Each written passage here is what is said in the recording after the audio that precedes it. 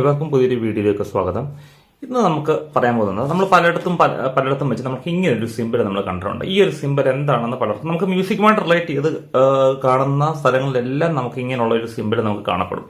അപ്പോൾ ഇതെന്താണെന്ന് നമുക്ക് പറയാം. ഇങ്ങനൊരു സിമ്പിൾ വന്നു കഴിഞ്ഞാൽ അതിന്റെ മീനിങ് എന്ന് പറഞ്ഞാൽ നമുക്ക് റൈറ്റ് ഹാൻഡ് കൊണ്ട് പ്ലേ ചെയ്യുക. നമുക്ക് കീബോർഡ് അറിയാം, നമ്മൾ റൈറ്റ് ഹാൻഡ് കൊണ്ടും ലെഫ്റ്റ് ഹാൻഡ് കൊണ്ടുമാണ് പ്ലേ ചെയ്യുന്നത്.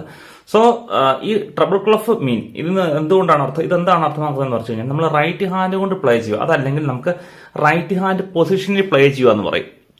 മീൻസ് നമ്മുടെ കീബോർഡിന്റെ മധ്യഭാഗത്തുള്ള C3 മുതൽ റൈറ്റിലോട്ടായിരിക്കും നമുക്ക് റൈറ്റ് ഹാൻഡ് പൊസിഷൻ.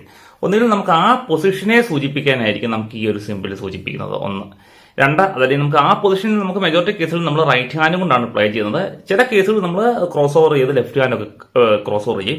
എനിവേ ഈ ഒരു പൊസിഷനിൽ വന്നാലും അതിനെ സൂചിപ്പിക്കാൻ നമ്മൾ കീബോർഡിൽ കൊണ്ടുവരുന്ന ഒരു സിമ്പിളാണ് നമുക്ക് ഈ സിമ്പിൾ. ഇതിന്റെ പ്രത്യേകത വെച്ചാൽ ട്രബിൾ ക്ലഫ് എന്നാണ് ഇതിന്റെ പേര്. ട്രബിൾ ക്ലഫ് എന്ന് പറയുമ്പോൾ തന്നെ അതിന്റെ അർത്ഥമാക്കുന്നത് നമുക്ക് റൈറ്റ് ഹാൻഡ് കൊണ്ട് പ്ലേ ചെയ്യുക, അതല്ലെങ്കിൽ ഈ പറഞ്ഞ പോലെ തന്നെ റൈറ്റ് ഹാൻഡ് പൊസിഷനിൽ പ്ലേ ചെയ്യുക.